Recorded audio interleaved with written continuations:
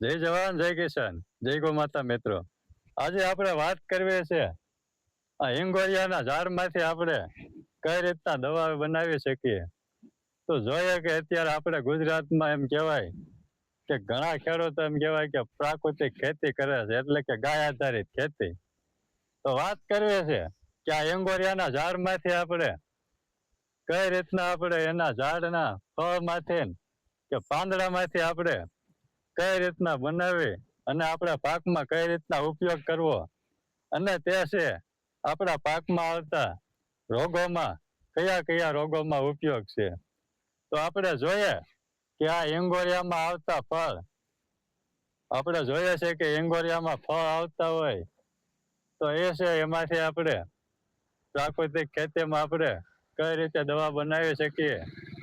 તો આપણે જોઈએ તો આપણે આમાંથી હિંગોરિયા લઈ લેવાના, અને હિંગોરિયાને છે આપણે જેમ બીજી આપણે પ્રાકૃતિક ખેતીમાં દવા બનાવતી હોય, જેમ કે અજમાસ્ત્ર છે, નિમાસ્ત્ર છે, કે આકડાનું દ્રાવણ છે, કે બિલાનું અર્ક છે, એવી રીતે બહુ બનાવતા હોય એવી જ રીતે આપણે આ હિંગોરિયાના ફળનો આપણે બહુ બનાવી લેવાનો.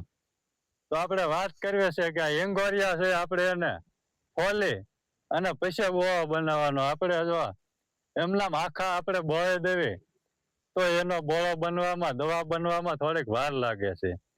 તો આપણે જો એને ફોલી અને પછી પાણીમાં આપણે એનો બોળો બનાવી તો આપણે જલ્દી છે આપણા પાકમાં ઉપયોગ કરી શકીએ છીએ. એવી રીતે આ હિંગોરિયાના પાન છે, એની છાલ છે, એમાંથી પણ આપણે આપણા પાકમાં છંટકાવ કરવા માટે દવા બનાવી શકીએ છીએ. તો હવે વાત કરીએ કે આપણે પાકમાં આપણે કેવા કેવા રોગોમાં કામ કરે છે.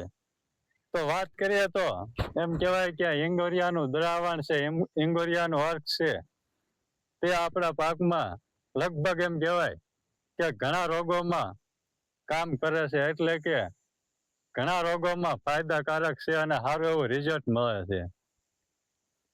તો વાત કરીએ તો એમ કહેવાય કે ફૂગનાશક છે, ઈયળ છે, અનેક એવા જંતુનાશક રોગોમાં આ હિંગોરિયાનું દ્રાવણ છે એનો છંટકાવ કરીએ તો આપણે ઘણો બધો ફાયદો મળે છે.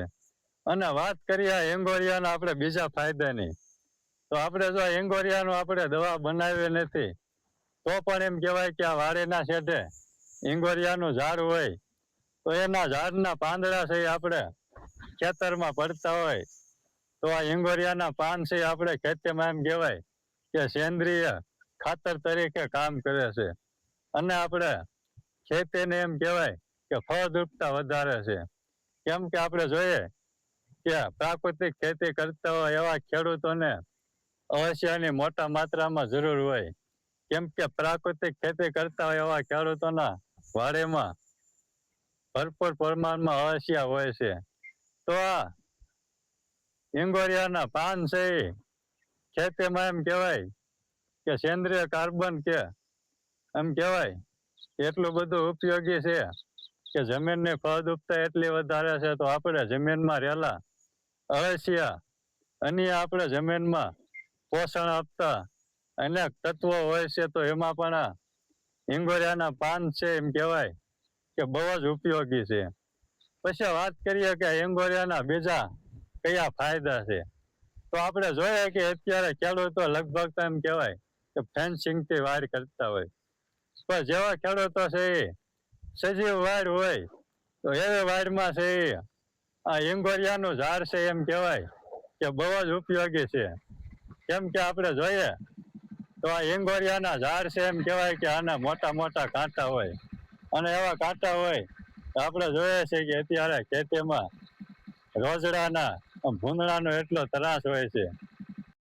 આપણે જોઈએ તો એમ કહેવાય કે પ્રાકૃતિક ખેતી કરતા એવા ખેડૂત છે સજીવ વાડ જ રાખતા હોય છે, કેમ કે એના ફાયદા અનેક હોય છે. આપણે જોઈએ આ હિંગોરિયા છે એમાં સજીવ વાડ હોય તો એમાં અનેક પ્રકારના આવા રીતે એમ કહેવાય કે વનસ્પતિ રૂપે આવા ઘણા ઝાડવા હોય છે, તો એમાંથી દવા બનાવી અને ખેતીમાં છે એ ઉપયોગ કરતા હોય છે. આ હિંગોરિયા પણ આપણે જો સજીવ વાડમાં આપણે હિંગોરિયાનું વાવ્યા હોય તો એંગોરિયા છે આપણે જોઈએ કે આના કાંટા એવા હોય કે આપણે રોજ હોય કે ભૂંડ હોય એવા આપણે ખેતરમાં એમ કહેવાય એનો ત્રાસ હોય તો એ છે આ સજીવ વાડ માટે એમ કહેવાય કે બહુ જ ઉપયોગી છે. કેમ કે આના કાંટા જેટલા હોય એમ કહેવાય કે મોટા, જેથી એમ કહેવાય કે આ વાડ હોય હિંગોરિયાની તો એમ કહેવાય કે એનો ઓછો ત્રાસ હોય છે. તો એ રીતે આ હિંગોરિયાના ઘણા બધા ફાયદા છે. તો આપણે વાત કરવી કે આ હિંગોરિયાના લાકડામાંથી અનેક પ્રકારમાં રમત ગમતના સાધનો પણ બને છે. તો એમાં પણ આ હિંગોરિયાનું ઝાડ છે એ બહુ જ ઉપયોગી છે. પ્રાકૃતિક ખેતીમાં તો હિંગોરિયાનું ઝાડ બહુ જ ઉપયોગી છે.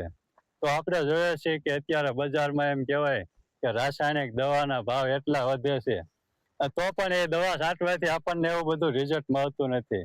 તો જો આપણે જો આવી રીતે હિંગોરિયા છે, અન્ય આપણે બેલેનું ઝાડ છે, આંકડો છે, ધતુરો છે, એવી રીતે અનેક પ્રકારના આપણે જાતે જ આપણે એનું દ્રાવણ બનાવી અને આપણે ખેતીમાં ઉપયોગ કરીએ તો આપણને સારું એવું રિઝલ્ટ મળે છે અને આપણે ખોટા ખર્ચામાંથી બચીએ છીએ. તો મિત્રો આ હતી એક હિંગોરિયાના ઝાડની માહિતી. તો આજના વિડીયોમાં બસ આટલું જ. મળીશું નવા વિડીયોમાં નવી માહિતી સાથે. જય જવાન, જય કિસાન, જય ગૌ માતા.